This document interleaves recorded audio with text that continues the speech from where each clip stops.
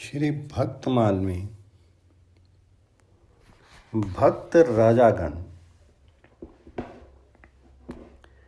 लघु मथुरा मेड़ता भक्त अति जयमल पोसे टोडे भजन निदान रामचंद हरिजन तोसे अभे राम एक रस ही नेम नीवा के भारी करमसी सुरतान भगवान वीर भूपति व्रत धारी ईसर अखे राज राय मल मधुकर नृप सर बसु दियो भक्तनी को आदर अधिक राजवंश में इन कियो।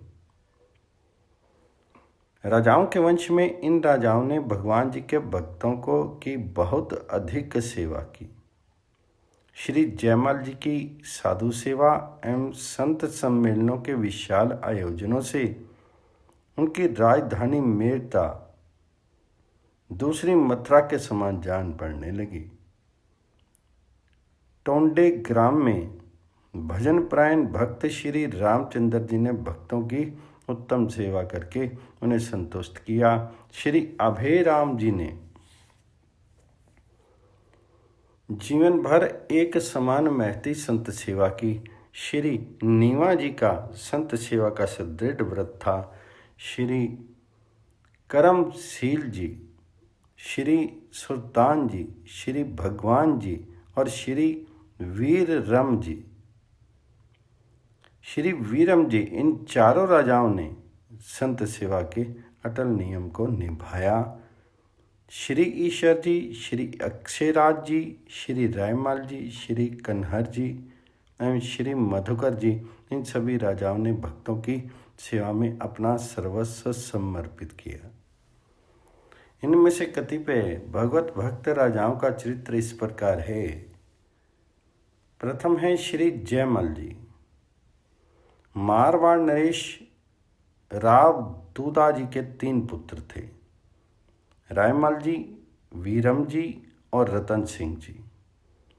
रायमल जी के पुत्र थे राजा जयमल और रतन सिंह जी की पुत्री थी मीराबाई। इस प्रकार जयमल जी और मीरा जी भाई बहन थे। श्री जयमल जी की उदारता तथा संत सेवा निष्ठा का एक प्रसंग भक्त दाम गुण चित्रनी में इस प्रकार वर्णित है। एक बार संतों की जमात इनके यहाँ टिकी थी। उन्हीं दिनों उन संतों में से एक संत ने श्री गुरुदेव वहीं पास के गांव में आए हुए थे।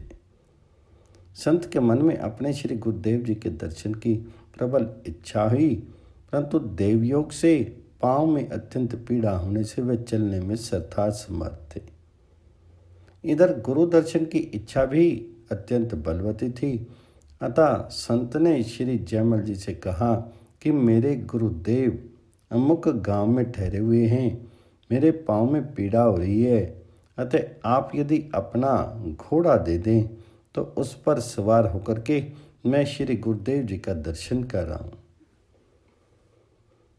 श्री जयमल जी ने तुरंत अपना घोड़ा संत को दे दिया।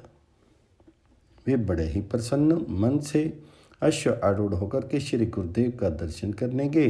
दर्शन करके जब लौटने लगे तब श्री गुरुदेव की दृष्टि उस घोड़े पर पड़ी। घोड़े का रंग रूप चाल ढाल देख करके उनका मन ललचाया। घोड़े को लेने के लिए सुजान शिष्य ने श्री गुरुदेव जी के मन की बात जान करके सहर्ष उन्हें वह घोड़ा समर्पित कर दिया। यहाँ श्री जयमल जी से आकर के सब बात सच सच कह दी। संत की गुरु निष्ठा देख करके ये बड़े प्रसन्न हुए और बोले, आपको अथवा आपके गुरुजी को यदि और घोड़े चाहिए तो और ले जाइए, हमारा तो सर्वस्व संतों का ही है।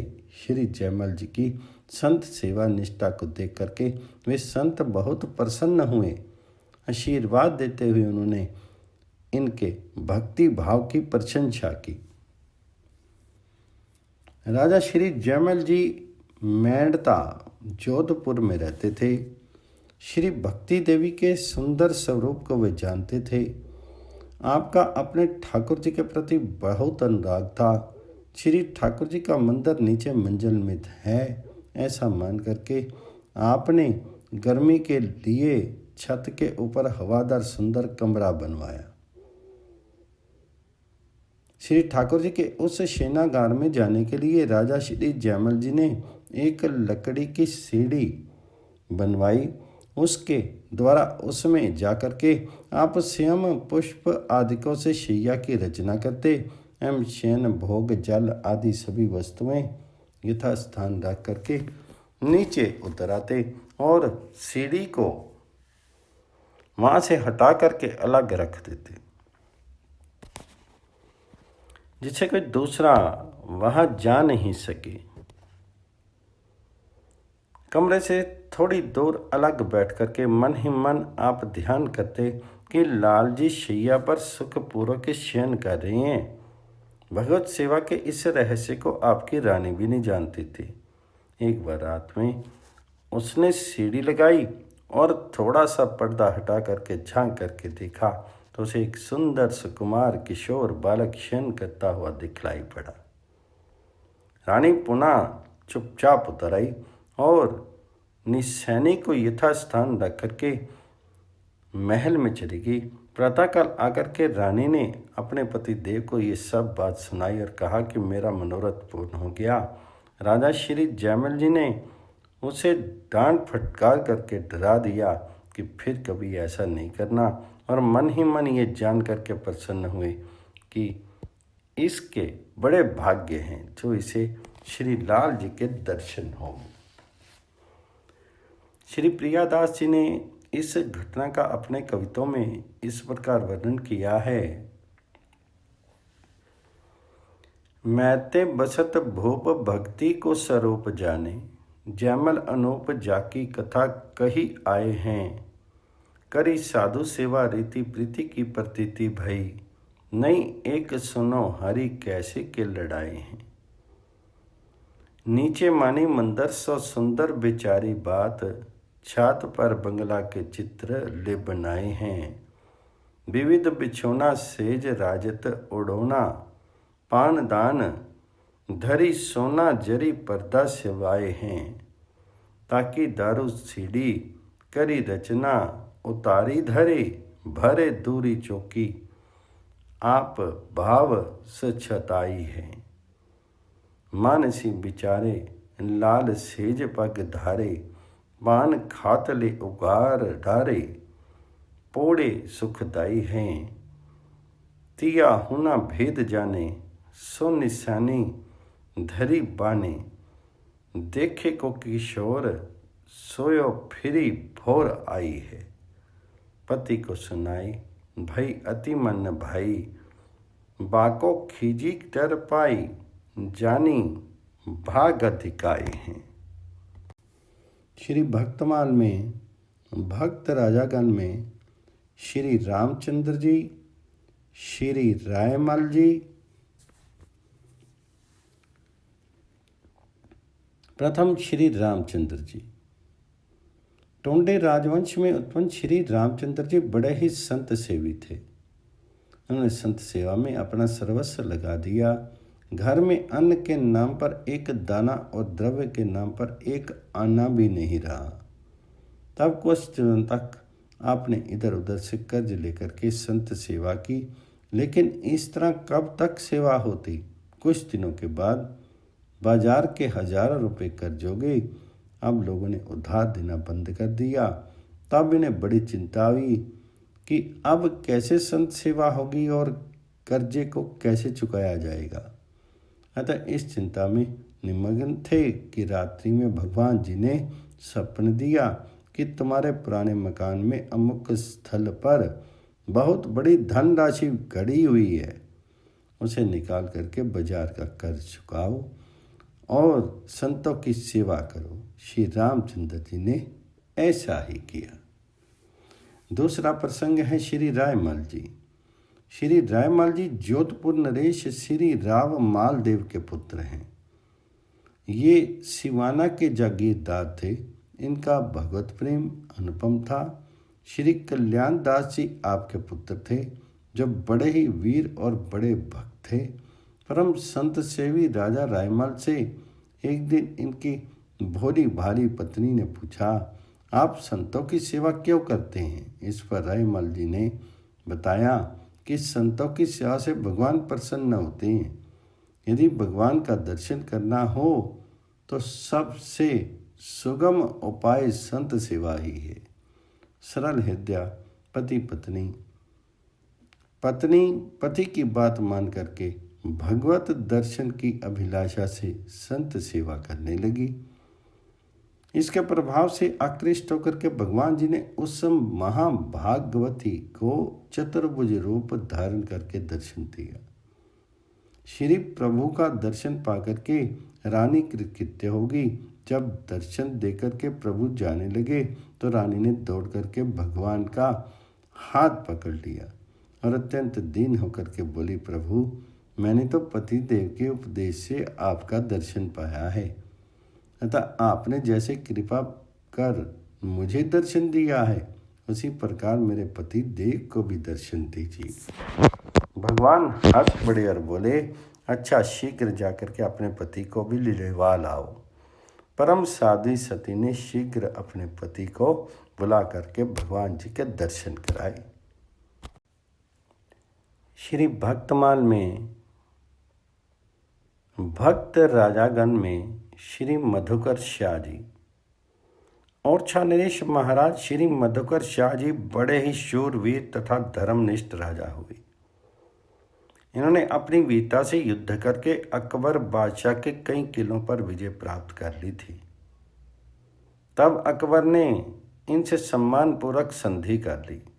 एक बार अकबर ने इनको आगरे बुलाया। उस अवसर पर सभी देशों के राजा महाराजा भी बुलाए गए। उस समय दरबार में कई क्षत्रिय महाराज जो वैष्णव थे तिलक लगा करके जाते थे। श्री मधुकर शाह जी तो परम वैष्णव थे। ये तो 12 तिलक लगा करके दरबार में आते थे। एक दिन अकबर ने कहा, कल से हमारे दरबार में कोई भी तिलक लगा कर नहीं आए, क्योंकि तिलक हमें अच्छा नहीं लगता है। अगर कल कोई तिलक लगा करके आएगा तो उसके मस्तक को गर्म लोहे से दाग दिया जाएगा। बादशाह के आदेश पर दूसरे दिन कोई भी राजा दरबार में तिलक लगा करके नहीं आया, परंतु श्री मधुकर शाह जी उस दिन रोज की अपेक्षा और भी बड़ा एवं अधिक चमकीला तिलक लगा करके दरबार में उपस्थित हो गए। अकबर बादशाह ने देखा आज सभी राजा लोग बिना तिलक लगाए ही आए हैं, केवल एक मधुकर शाह जी ही तिलक लगा कर आए हैं। आज्ञा भंग देख करके अकबर को क्रोध आ गया। उसने कड़क कर कहा, मधुकर शाह, आप मुझे नहीं जानते हैं कि मैं कौन हूँ। मैंने आप सभी को कल आज्ञा दी थी कि कोई तिलक लगा करके मत आना, फिर आप तिलक लगा करके क्यों आए? तुमने मेरा हुक्म तोड़ा है, इसलिए तुम बागी हो। अब तुमको इसका दंड भोगना पड़ेगा। ये सुनकर के श्री मधुकर शाह जी ने बड़ी निर्भीकता से वीरतापूर्वक उत्तर दिया कि मैं जानता हूँ आप बादशाह हैं। कल आपका हुक्म भी मैंने सुना था, लेकिन आपकी बादशाही से बढ़कर मैं अपने इष्ट देव परमात्मा की बादशाही को मानता हूँ। उस परमात्मा का चरण चिन्ह स्वरूप ये तिलक है। नित्य मस्तक पर धारण करने के लिए मुझे गुरुदेव की आज्ञा है। उस आज्ञा से बढ़कर के मैं आपकी आज्ञा को नहीं मानता। मैं प्राणों से बढ़कर के धर्म को मानता हूँ। श्री मधुकर शाह जी ने निर्भीकता पूर्वक ललकारा, हाय देखूं कौन मेरे सामने तिलक मिटाने और मस्तक दागने आता है। मैं आज दिखा दूंगा कि आज भी श्री राम के वंशज क्षत्रियों में क्या ताकत है। इस वीर वाणी को सुनकर के क्षत्रियों का खून खोलने लगा। सभी के दिल में हिंदू धर्म का जोश जाग उठा।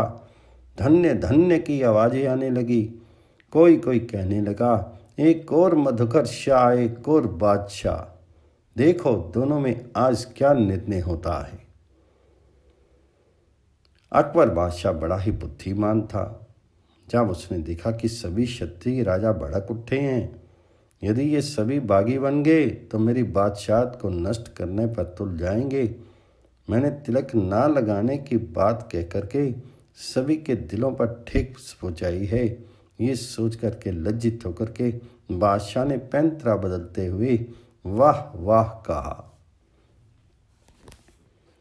सन्नाटा सभा का तोड़, गूंजा शब्द वाह वाह।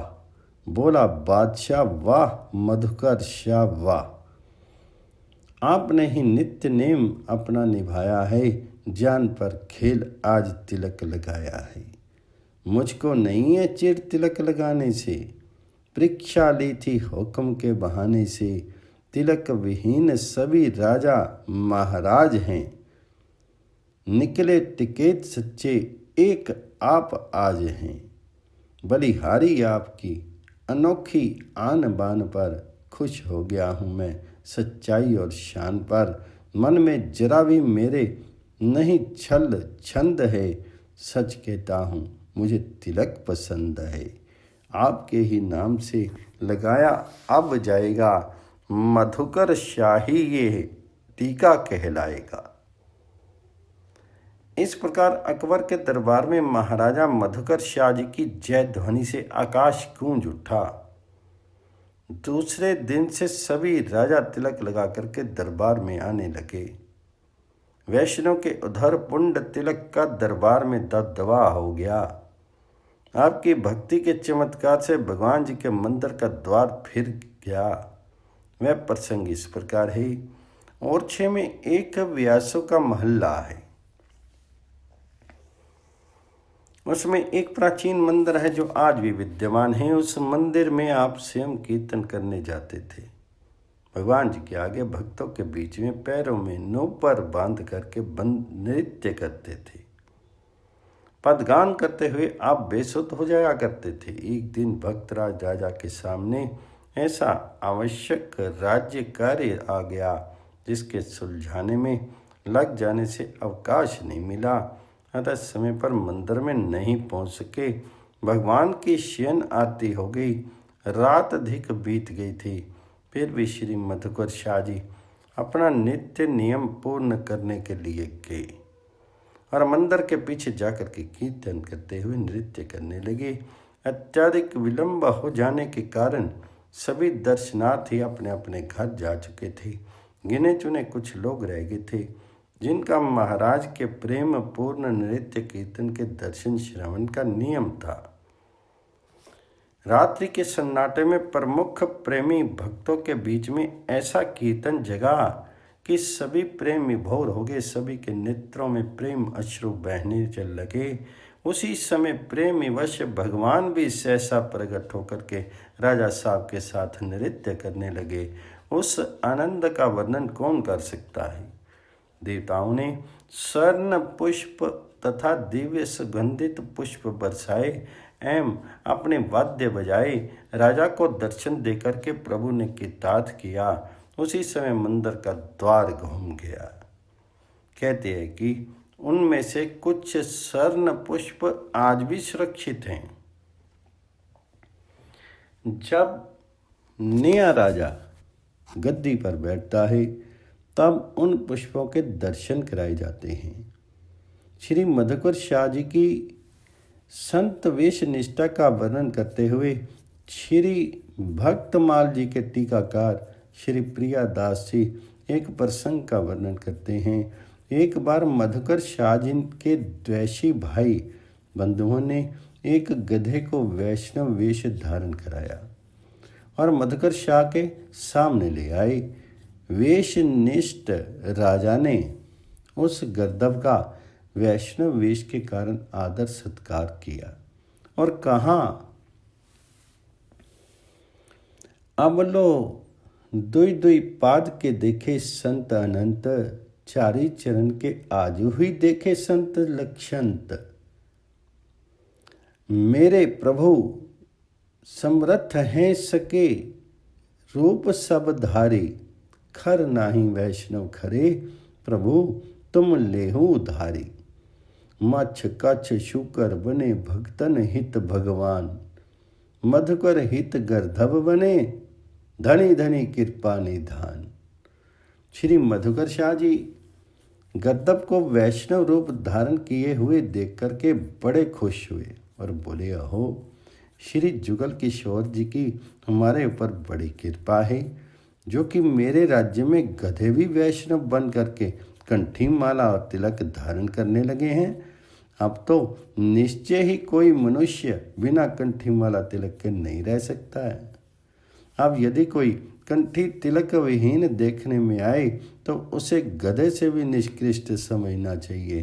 राजा की इस वेश निष्ठा को देख सुन करके इनके विरोधी भी वैष्णव बन गए और इनके गुरुदेव श्री हरि राम व्यास जी ने ये पद गाया, भगत बिन किन अपमान सहियो, कहाँ कहाँ न असाधुन कीनो, रही बल धर्म रहियो। अधम राजपद माते ले, शिव का जड़ भरत नहियो, निगड़ बंधे वसुदेव देव की, सुत पटकत दुख दुस्सह सहियो। हरि ममता प्रहलाद विषाद न, जान्यो दुख सहदेव दह्यो, पट लूटत द्रौपदी न मटकी, हरि की शरण चहियो। मत सभा कौरवती विदुर सो, कहाँ कहाँ न कहियो, शरणागत आरत जगपति की, आपुन चक्र गहियो। हाँ हरि नाथ पुकारत आरत, कौन नहीं नि भ्रम बाह्यो, व्यास वचन सुनि मधुकर साहे, भक्त भक्ति वंश सदा लहियो। श्री प्रियादास जी ने राजा मधुकर शाह जी की इस संत वेश निष्ठा का वर्णन इस प्रकार किया है। मधुकर शाह नाम की ओले सफल जाते, भेष गुण सार गहे तजत आसार हैं, ओढ़ छिको भूप भक्त भूप सुख रूप भयो, ले पन्न भारी जाके और न विचार है। कंठी धरी आवे कोय, धोए पग पीवे सदा, भाई दुखी खर घर डार्यो माल भर है, पाँव पर छाल कहीं आज तुम निहाल किए, हिये द्रये दुष्ट पाँव गहे दृक धार हैं।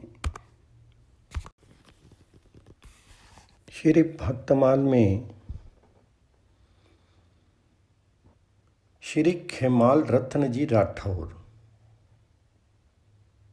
रैना पर गुण राम भजन भागवत उजागर, प्रेमी प्रेम किशोर उदर राजा रत्नाकर।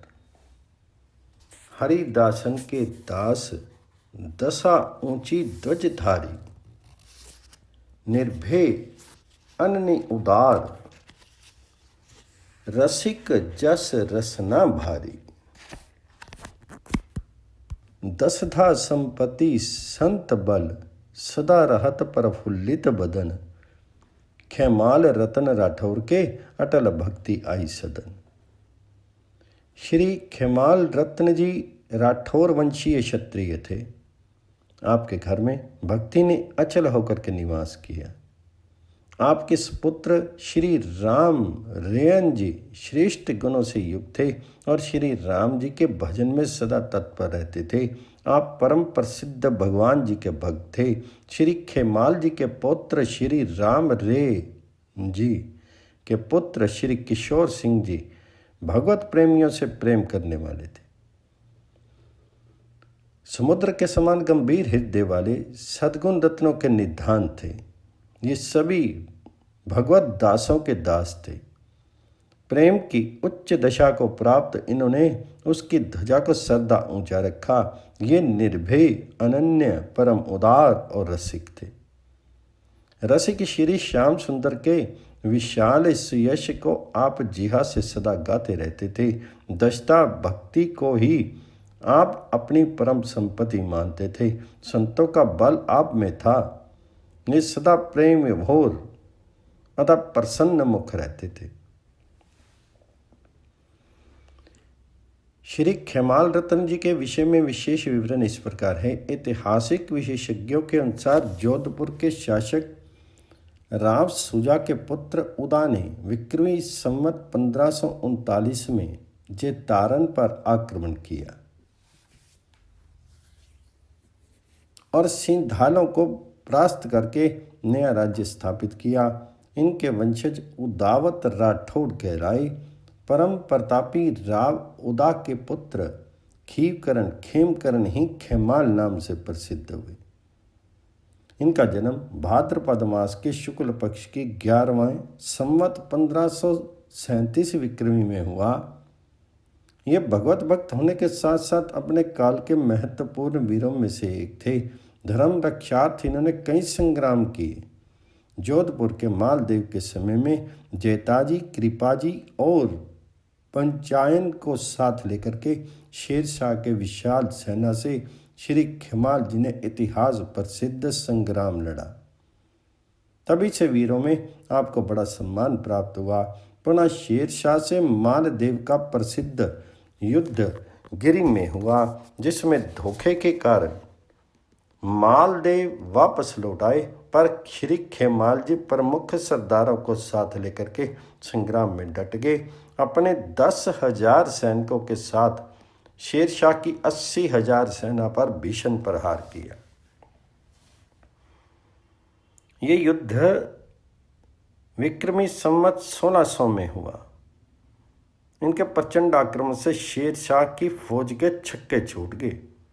विजय शेरशाह की अवश्य हुई, पर उसके थोड़े से सैनिक ही बचे। प्राय सभी क्षत्रिय वीर गति को प्राप्त हुई।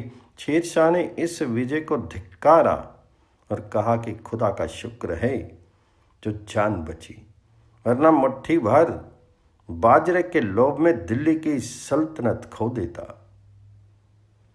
श्री नाभाजी ने श्री खेमाल खीवकरण और उनके पुत्र राव रतन सिंह जी दोनों का चरित्र एक साथ एक छप्पे में लिखा है, पर ये दो भक्त हैं। श्री राव रतन राठौर का जन्म 1577 विक्रमी संवत भादव सुदी 5 को हुआ। ये जेतारन के तीसरे राजा थे। संवत 1600 में 23 वर्ष की आयु में आप जेतारन की गद्दी पर बैठे। पिता पितामह की तरह ये भी महान भक्त एवं वीर थे। इनमें स्वाधीनता, कर्तव्यपरायणता, अपार साहस, उज्जवल चरित्र और धर्मपरायणता आदि गुण कूट कूट कर भरे थे। आपने रणस्थल में कभी अधर्म युद्ध नहीं किया। वीर एवं भगवत भक्त का चाहे वह शत्रु ही क्यों ना हो, उसका सदा सम्मान किया। ये जैसे महान वीर थे, वैसे ही उदार दाता भी थे। देहरिया, गहवास, लाखावासनी, जेतारन परगने के गांव चारण भक्तों को दान में दिए। आपकी वीरता के अनेक उदाहरण इतिहास में प्रसिद्ध हैं। विक्रमी संवत 1610 में राव मालदेव ने मेरठ के राजा जयमल पर चढ़ाई की। राव रतन सिंह की उस युद्ध में मालदेव की ओर से लड़ रहे थे।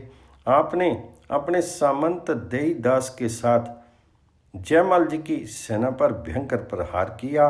देईदास जब जयमल जी पर बर्छी छोड़ने लगा, तब राव रतन सिंह जी ने कहा, राव उभरो।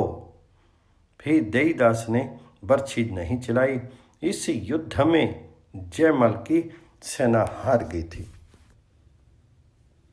जैतरन में ही इसका अंतिम युद्ध अकबर की सेना के साथ हुआ। उसी युद्ध में महान पराक्रम प्रदर्शित करके संवत 1614 चेत बदी 10 को राव रतन सिंह जी प्रशंसित वीर गति को प्राप्त हुए। इस युद्ध का वर्णन कविवर दूधो विलास ने राठौर रतन सिंह री बेली नामक काव्य में लिख किया। इसमें 63वां छंद है। दल असंख्य दिल्ली तनो गिनिया उदा गोद रंगताम सीची रतन सी चैतरन रन जोत। धर्म विरोधी यमन सेना का अपने खांडों से संहार करने वाले राव रतन सिंह जी ने अपनी कीर्ति को अचल कर दिया।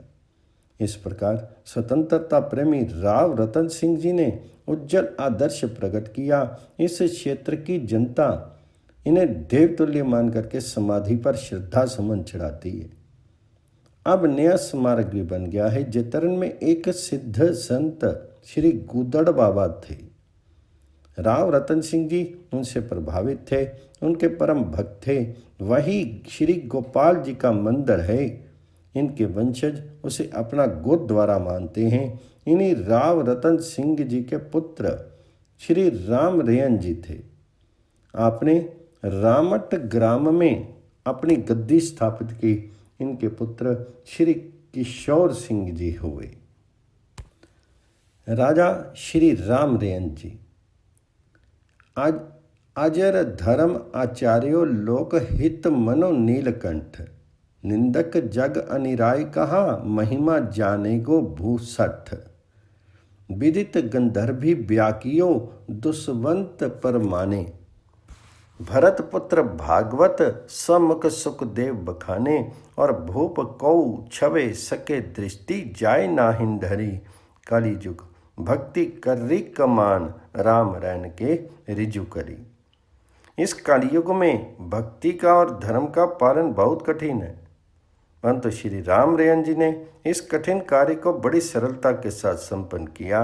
इन्होंने वैष्णव धर्म का इस विधि से पालन किया कि उसमें कभी जीर्णता नहीं आई, वह सदा नवीन बना रहा। श्री शंकर जी के समान आप सभी लोगों का कल्याण करने वाले थे। पर निंदक दुष्ट वे भला आपकी महामहिमा को कैसे जान सकते हैं।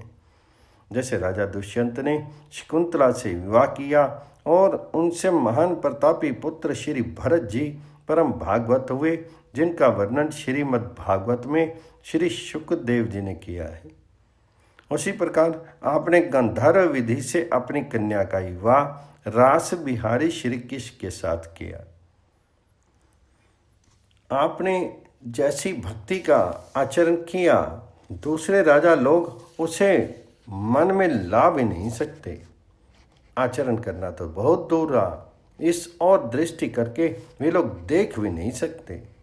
श्री प्रियादास जी श्री राम रेयन जी के जीवन में घटी एक घटना का वर्णन इस प्रकार करते हैं। पूनो मैं प्रकाश भयो शरद समाज रास विविध विलास नृत्य राग संग भारी है बैठे रस भीजे दो बोलियो राम राजारी जी भेंट कहाँ कीजिए विप्र कहीं जोई प्यारी है। प्यार को विचारे न निहारे कहूँ नेकु छटा सुता रूप घटा अनुरूप सेवा न्यारी है रही सभा सोची आए जाए के लिवाए ल्याए बेस सो दिखाए दिवाए फेरे सम्मत ले बारी है। कवित्व में बताया गया है कि एक बार शरद पूर्णिमा की रात को जिसमें चंद्रमा की चांदनी छिटकी हुई थी, उसमें रास लीला का भव्य आयोजन हुआ। राजा श्री राम रेयन जी एवं उनकी रानी दोनों